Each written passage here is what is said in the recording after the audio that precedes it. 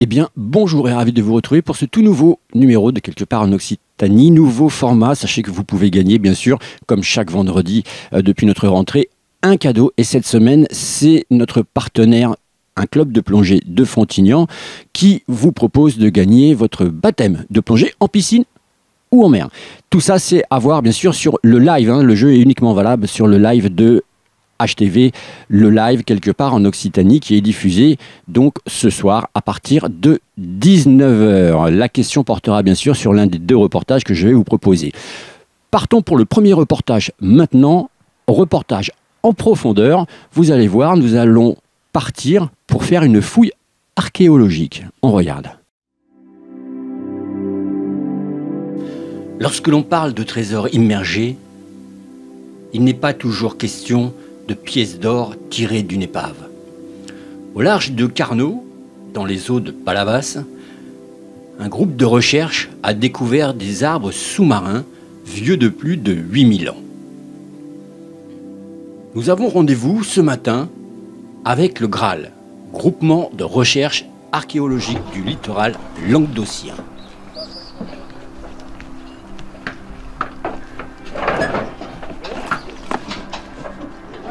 Première expédition, Delphine? C'est ça, première expédition. Dans ces conditions. J'espère que ça va être sympa.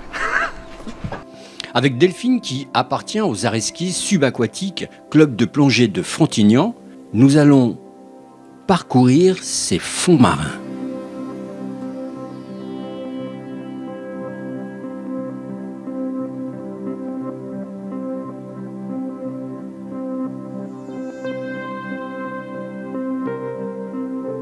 Ce genre de découverte est rarissime.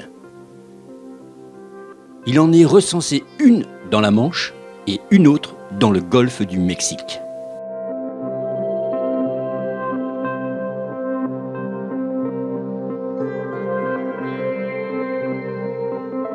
Donc cette forêt. En fait, elle a été effectivement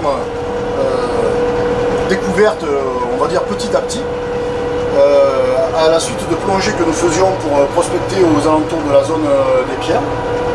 On est allé relativement loin puisque en fait par rapport au site d'origine des pierres, on est allé en prospection jusqu'à 800 mètres tout autour et où on a arpenté, je veux dire presque le moindre carré, c'est pas vraiment ça, mais on a vraiment beaucoup plongé dans la zone, on a géoréférencé nos plongées et effectivement on recherchait du bois parce que l'hypothèse du naufrage est l'hypothèse la plus probable pour la présence de ces pierres. Et donc on recherchait du bois pour voir s'il y avait une épave. Et en fait on recherchait... Une épave de bateau. De bateau. Vous ne cherchiez pas du tout une forêt. Non, pas du tout. Vous n'avez pas idée qu'il y avait une forêt. Alors là, parce qu'il n'y en a pas beaucoup. Mondialement, il y en a... il n'y en a que 3 qui ont été trouvés à ce jour. Et là, sur le site là aujourd'hui où on en est, donc il y a le fameux site des pierres qui a été découvert par Claude Marty dans les années 80, puis fouillé par des clubs de plongée locaux et par le DRAS bien évidemment. Donc qui fait à peu près, où il y a à peu près 85-90 blocs. Lui il fait 80 mètres de long. À côté, pas loin, il y a le site des colonnes qui a été découvert par Pierre Gournay, mon père, dans les années 90. Où là, actuellement, on avait 3 colonnes, en fait, ça en est une plus 2 qui ont été cassées, qui sont des colonnes très importantes. Elles font 6 mètres, enfin 5 mètres et 80 de long, 60 cm de diamètre. On a découvert un chapiteau l'année dernière, aussi toujours sorti de carrière. On a découvert une espèce de linteau frise aussi qui appartient à ce même type de monument de prestige. Ensuite, plus vers l'ouest, on a d'autres pierres. On a trouvé un site avec des dalles, mais aussi avec des blocs ressemblant beaucoup à celui du site des pierres du premier site. Tout ça maintenant, aujourd'hui, on l'a cartographié sur une longueur de près de 800 mètres. Dans la même zone là. Dans la même zone, suivant un linéaire parallèle à la côte. Il n'y a qu'ici que vous avez trouvé ça? Là aujourd'hui, oui. Dans toute la France? Oui, parce que en fait, en général, le transport les épaves de transport de pierre, si vous voulez les pierres, comme c'est très lourd, en fait, sont toutes rassemblées sur la superficie qu'avait le bateau à la base. Hein, vous voyez, le bateau coule, il peut y avoir 2-3 blocs un peu éloignés, mais le gros du chargement et les pierres sont les unes sur les autres et sont rassemblées au même endroit. Là, nous, on a tout le contraire. On a des blocs qui sont alignés les uns après les autres quasiment. Des fois il y a des rassemblements, des fois non, des fois ils sont un peu plus éloignés, mais on a un véritable alignement. Et ça ne correspond pas vraiment à l'idée qu'on se fait d'un naufrage. En plus, l'alignement n'est pas on va dire, dans le sens des vents dominants en cas de tempête et tout ça, donc on ne comprend pas. Et ça on ne sait pas l'expliquer aujourd'hui. Donc vous travaillez là-dessus? On travaille là-dessus aussi, parce que c'est on va dire la découverte de la forêt. C'est passionnant là ce que vous faites. On est passionné. Ah oui, là il y a de quoi. Hein. Ouais. C'est pour ça que la ville de Palavas, on est allé voir Christian Jean-Jean, le maire de Palavas, qui a... En fait c'est un historien de Palavas, alors il a de suite adhéré au récit en fait. Il a été aussi passionné par ce qu'on fait. Et la ville de Palavas nous aide beaucoup. Par la mise à disposition de nouveaux locaux, parce qu'on n'avait pas de locaux, alors on se débrouillait les uns chez les autres et tout ça. Et par l'obtention d'une place au port, parce que bon, les fonctionnements aujourd'hui de l'association, c'est nos cotisations. On commence à avoir des... Vous êtes à Carnon aussi? Et on est à Carnon jusqu'à présent. Normalement, on doit aller sur Palavas. D'accord.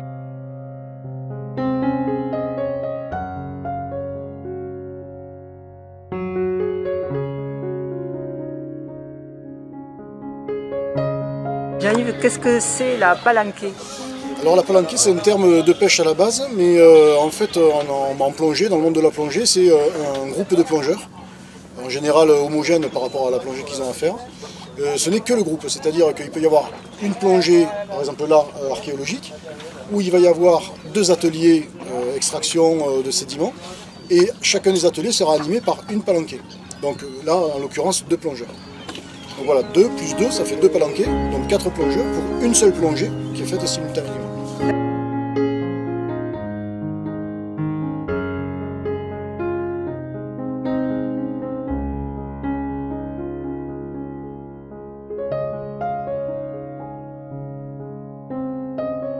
Il y a des laboratoires, notamment Benoît de Villers, mais aussi Frédéric Bouchette, qui étudie les couches de sédiments pour connaître on va dire, la nature de l'environnement à ces époques-là et pouvoir les dater. Et donc là, il y a une carotte qu'on a fait de 1,50 m qui a été étudiée par le laboratoire de Benoît de Villers et qui aussi va donner des résultats très intéressants. Je voudrais géoréférencer les 4 angles du carré. On peut le faire.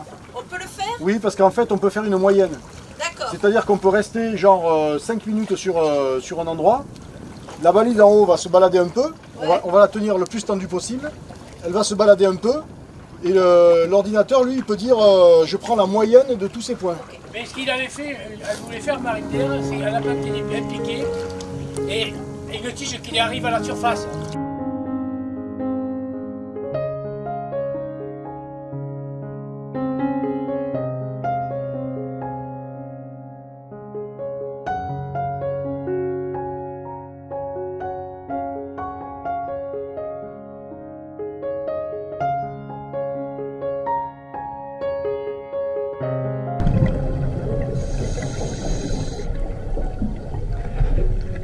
Les membres du groupe de recherche en archéologie du littoral, le Graal, ont sondé les fonds marins entre Palavas et Carnot au cours du mois de septembre. À l'origine, les fouilles portaient sur une autre découverte faite en 2018, celle de blocs antiques des carrières des bois de Lens de Nîmes qui seraient issus d'au moins 3 naufrages de navires entre Nice et Narbonne. Cette fois-ci, pas de colonnes ou de chapiteaux romains en vue, mais des éléments ligneux et verticaux qui ont intrigué les chercheurs. ELV1 et ELV2 ne font qu'un seul site. D'accord. On a la continuité par les 2 souches qu'on vient de nettoyer aujourd'hui avec Pascal. On a mis ELV1 19, ELV1 20 et après ELV1 20, on est sur ELV2 pour travailler à Nier-Claudine. C'est un seul et même site. Il y a une souche de celle que j'ai rajoutée, la 20, qui est énorme, avec des racines encore plus grosses que les autres. 2 premiers arbres avaient été découverts en septembre 2018, puis 2 autres l'hiver 2019. Un peu de bois prélevé alors avait été envoyé à 2 laboratoires en Pologne et aux États-Unis afin d'être daté au carbone 14. Résultat, l'âge des chênes a été estimé à 7500 et 7200 ans.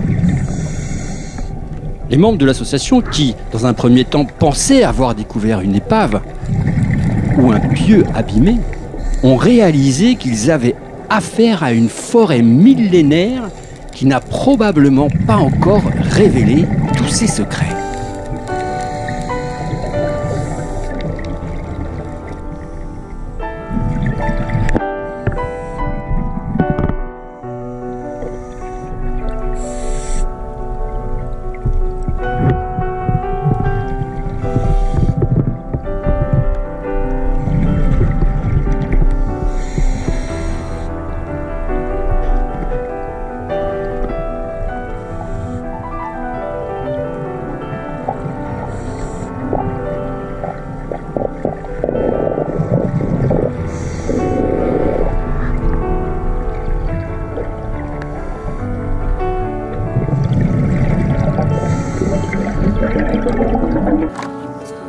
Je suis responsable de la plongée, des plongeurs, de la sécurité et responsable du support, c'est-à-dire le bateau, du matériel, tout ce qui était technique. Donc tu plonges pas toi? Oui. Non, il peut plonger, mais quand il plonge, il doit déléguer un COH de remplacement. Il faut toujours qu'il y ait quelqu'un sur... Il n'a pas encore plongé, le pauvre, il n'a pas vu les souches d'arbres. Alors il est frustré. Je suis plongeur, je suis moniteur de plongée. Je suis moniteur de plongée et comment je veux dire sportif. Et je suis plongeur CH. Scientifique. Scientifique. Je suis un plongeur scientifique du CNRS.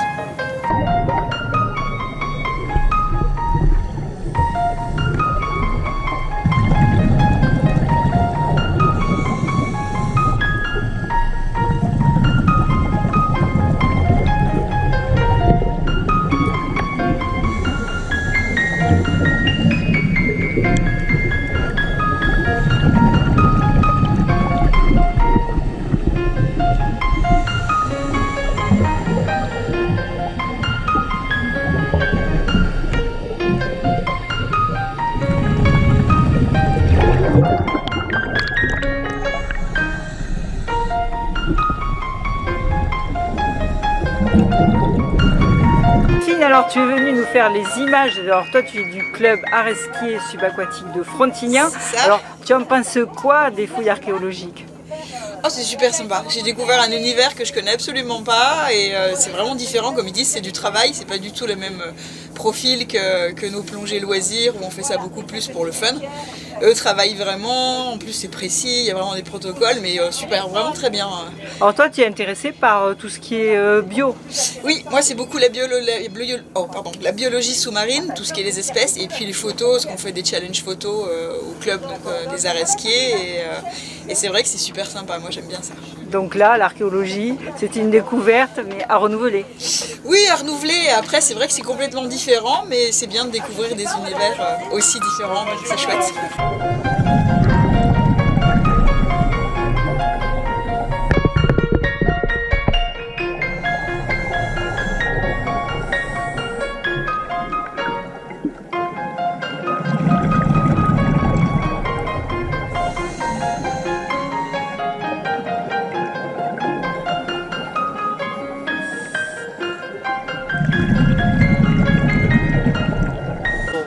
Nous explorons en fin de compte une forêt au large de Palavas, donc une forêt dite palavasienne, qui est constituée en fait de chênes qui ont poussé durant la période laquelle la mer se situait à peu près 123 mètres au niveau de son niveau actuel. Ce qui veut dire que le rivage était une cinquantaine de kilomètres au large du rivage actuel. Durant cette période, l'ensemble des fleuves côtiers, et en particulier le Lèze, ont creusé des canyons qui donc venaient avec un estuaire beaucoup plus au large. Et lorsque le niveau de la mer est remonté suite au réchauffement climatique actuel, le niveau a progressivement transgressé vers la côte et les canyons se sont progressivement comblés, et en particulier celui du Lèze. Et toute cette zone qui se trouve dans le golfe du Lion, qui était émergée, était couverte d'une forêt. C'est cette forêt que nous avons retrouvée ici. Nous sommes à peu près à 1 kilomètre au large de la côte actuelle. Et cette forêt, en fait, a laissé des traces avec ses souches et des souches et des racines. Donc le niveau de la mer remonte et le Rhône envoie ses panaches. Dans la configuration que nous avons ici, on a un courant liguro-provençal qui nous fait arriver en fin de compte les eaux de l'est vers l'ouest, et les panaches du Rhône, les panaches sédiments du Rhône vont créer des dunes hydrauliques qui vont constituer un lit d'eau qui va progressivement se rapprocher de la côte. Donc cette forêt se retrouve non pas au voisinage direct de la mer, mais elle se retrouve en fait au voisinage elle est sur un lit d'eau, au voisinage d'une lagune. Et c'est le fait qu'elle se trouve en fin de compte sur un sédiment lagunaire qui l'a conservé. Donc on retrouve des souches et des éléments racinaires, donc la rhizosphère de cette forêt, couverte sous un sédiment lagunaire, qui ensuite a été recouvert par ces fameuses dunes hydrauliques qui ont qui ont migré vers le littoral actuel. Ces dunes hydrauliques constituent d'ailleurs le littoral sur lequel sont installées les villes de Carnon et de Palavas, et donc cette forêt a été progressivement recouverte d'un sédiment lagunaire puis d'un sédiment marin. C'est ce qui fait qu'on l'a retrouvée en fait dans cet état. Sans ça, on n'aurait eu aucune chance de la retrouver.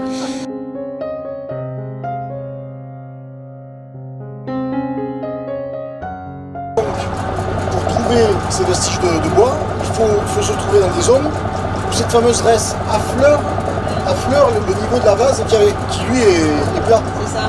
Donc les endroits où la reste est plus basse, il y en a, mais c'est dessous. Oui. Les endroits où la reste est trop haute, ça a été décapé.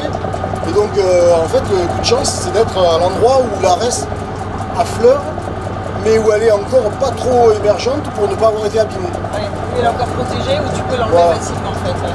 Donc du coup, c'est là, on est sur une zone comme ça.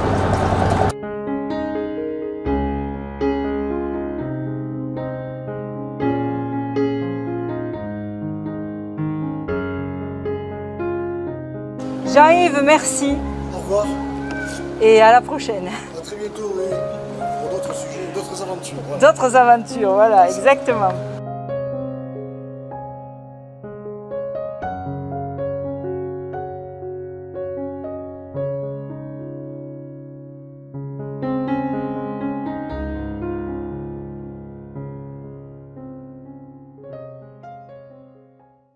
J'espère que vous avez bien noté, puisque je vous rappelle que vous allez pouvoir gagner votre baptême de plongée. Voici le deuxième reportage que je vous propose. On a beaucoup parlé pendant cette période un petit peu compliquée du Covid-19 de manger local, faire travailler nos producteurs locaux. Est-ce bien le cas? Direction Montpellier, le château d'eau. Il y avait une foire pour tout cela. On a posé la question. Voici les réponses. C'est bon, mais si les fans passent d'accueil, les gens nous accueilleront. Ok, merci. C'est bon. Merci.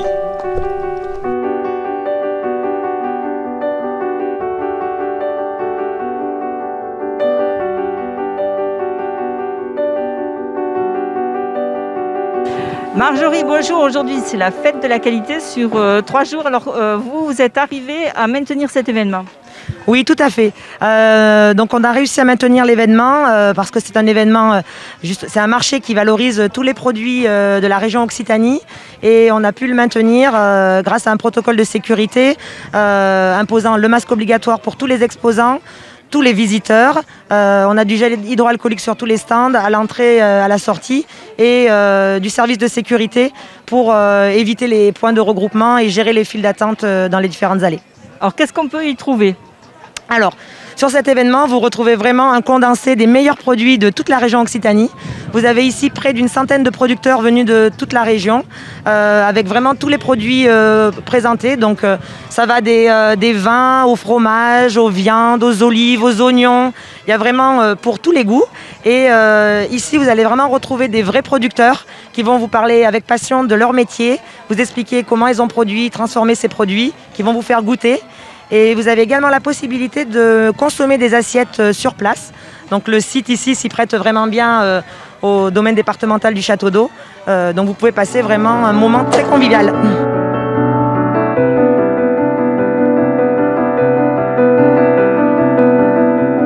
Alors pendant le confinement, on a vu un engouement pour tout ce qui était local. Où est-ce qu'on en est actuellement? Est-ce que ça continue ou est-ce que ça s'essouffle un peu? Effectivement, donc pendant cette période de confinement, les producteurs se sont tous organisés pour mettre en place des systèmes de vente, livraison à domicile, des drives ont vu le jour. Et il y a eu vraiment un bel engouement autour des circuits courts. On voit bien que c'est quelque chose que les consommateurs aimeraient, continuent à rechercher. Mais on ressent malgré tout un petit essoufflement depuis la fin du confinement. Les personnes reprennent un petit peu leurs habitudes d'avant et certains ont laissé un petit peu tomber les circuits courts, mais on ressent quand même un réel intérêt pour les produits locaux. Donc on est là pour pousser les gens de la région Occitanie notamment à aller encore plus sur le local et à le privilégier, à continuer à le privilégier, d'abord pour les producteurs, pour la planète et puis pour eux-mêmes. Tout à fait. On le voit bien, en fait, tous les consommateurs qui viennent sur l'événement nous disent qu'ils sont vraiment très contents d'avoir un événement de ce type, que tous les produits sont vraiment de qualité, les producteurs sont d'un accueil incroyable et on voit qu'il y a vraiment un réel engouement sur ces produits-là. Donc on espère que ce type d'événement et tous ceux qu'on continue à mettre en place vont permettre de continuer cet élan vers le consommé local. Avec une 13e édition sans masque. On espère bien.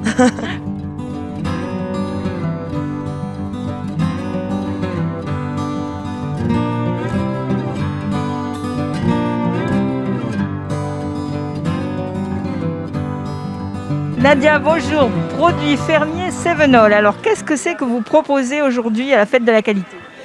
Eh bien, tout d'abord, bonjour. Donc, je propose aujourd'hui une châtaigne des Cévennes, puisque je suis productrice de châtaignes au Collet d'Odès, donc dans les Cévennes lozériennes, et toute une gamme de produits à base de châtaignes. Donc, la confiture de châtaigne, les châtaignes au naturel, une tapenade que nous avons fait avec de l'olive verte ou de l'olive noire en choix, avec une base châtaigne, une pâte à tartiner à la châtaigne, des glaces à la châtaigne et des crêpes avec de la farine de châtaigne.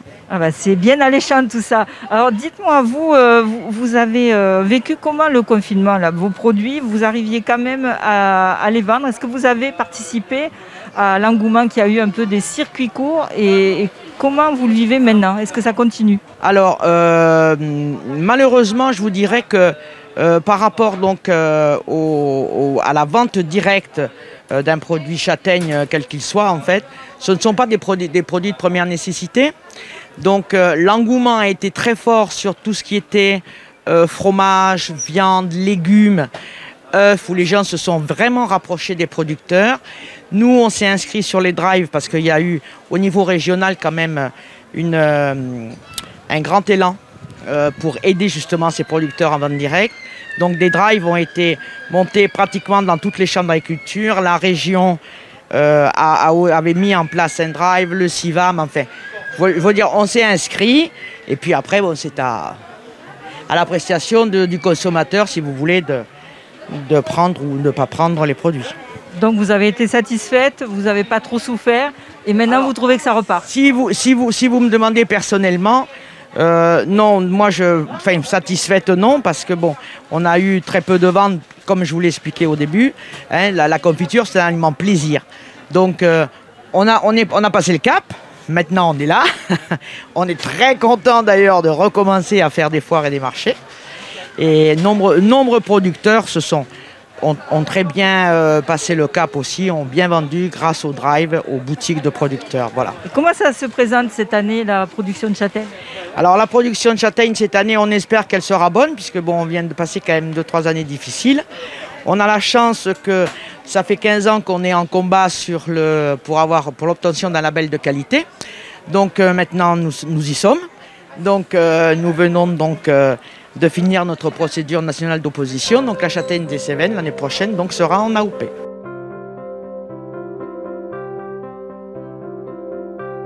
Marine, vous proposez quoi, vous, à votre stand?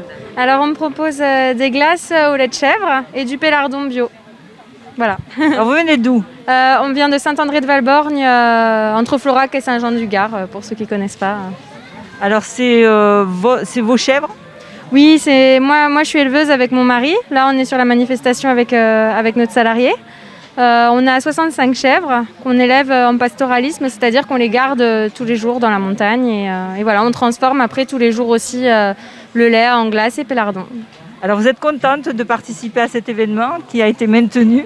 Oui, on est un peu soulagés parce que c'est vrai que c'était un gros événement pour nous. En plus, là, début septembre, on a encore la chance d'avoir une bonne météo en plus, donc c'est vraiment super. Ouais.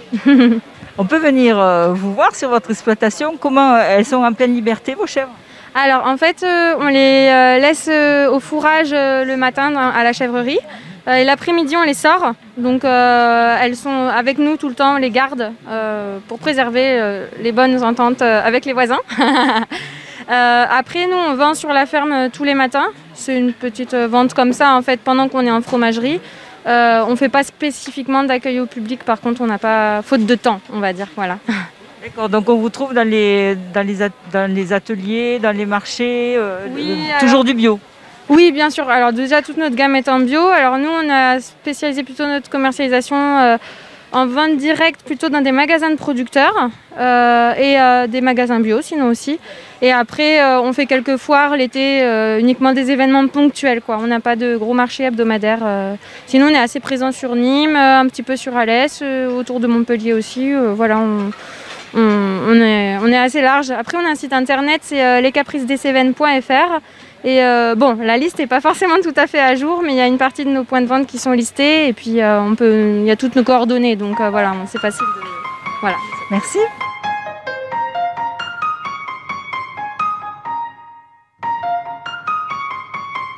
Gérald, producteur de safran. Alors le safran, sous toutes ses formes, on voit que vous en faites plein de choses. Alors expliquez-nous tout ça. C'est ça, donc on vend aussi du safran pur, donc en grammes ou en demi-grammes.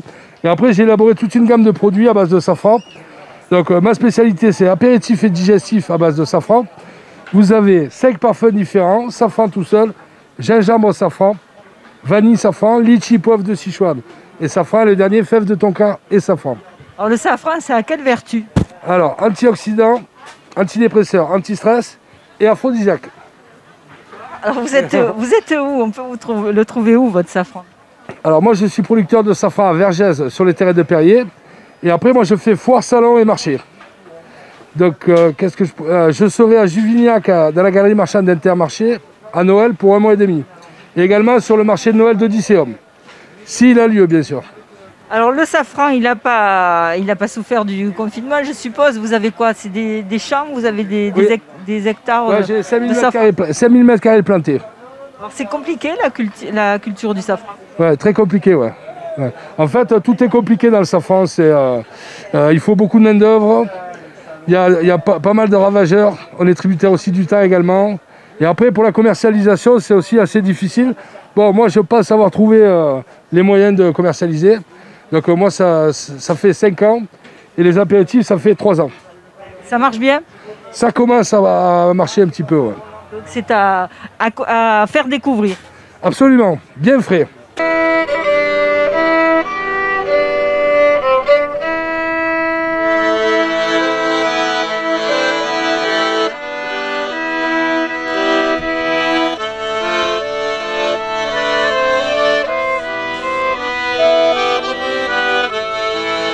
Antoine, alors vous êtes vigneron. Alors moi je suis le commercial de la cave, mais on est effectivement une cave coopérative de Saint-Déséry dans le Gard et on a 40 vignerons qui travaillent avec nous pour produire du coup tous les vins que vous pouvez voir sur notre table et proposer du coup des produits, que ce soit dans l'Hérault ou ailleurs en Occitanie, des produits qui viennent de la nouvelle frontière Est, le Gard.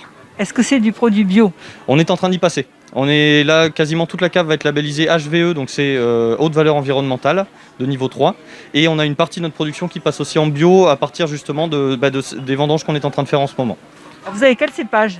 On en a pas mal. On a une belle gamme de monocépages, donc en blanc, Viognier, Chardonnay, Sauvignon blanc, Cinsault et Syrah en rosé, Marcellan, Merlot pour les rouges, et après on a aussi toute une gamme en assemblage, donc que ce soit Grenache, Roussanne et Viognier pour les blancs, Syrah Grenache, rosé et rouge, et un assemblage de Cabernet Sauvignon, Merlot et Marcellan en rouge aussi, qui est notre tête de cuvée, l'héritage. Alors où est-ce qu'on peut vous trouver vos vins? Donc nous on peut nous trouver à Saint-Désairy dans le Gard, donc entre Nîmes, Alès et Uzès, à peu près au centre des 3 villes.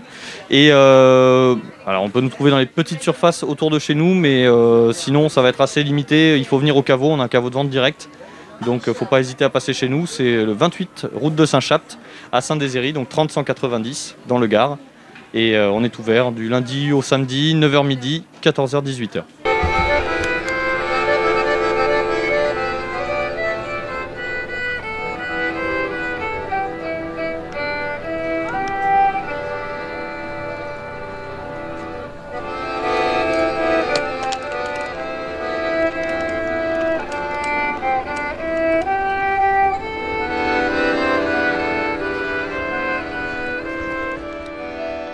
Et bien voilà, quelque part en Occitanie, c'est fini pour cette semaine. Rendez-vous bien sûr vendredi prochain. Je vous rappelle que le cadeau, vous pouvez le gagner sur le Facebook HTV le live. Et si vous voulez jouer pour la semaine prochaine, il vous suffit de cliquer et de vous abonner. Moi, je vous donne d'ores et déjà rendez-vous vendredi prochain pour de nouvelles aventures. Et attention, ça va envoyer du steak, comme on dit. Salut, portez-vous bien, protégez-vous, prenez soin de vous. Ciao.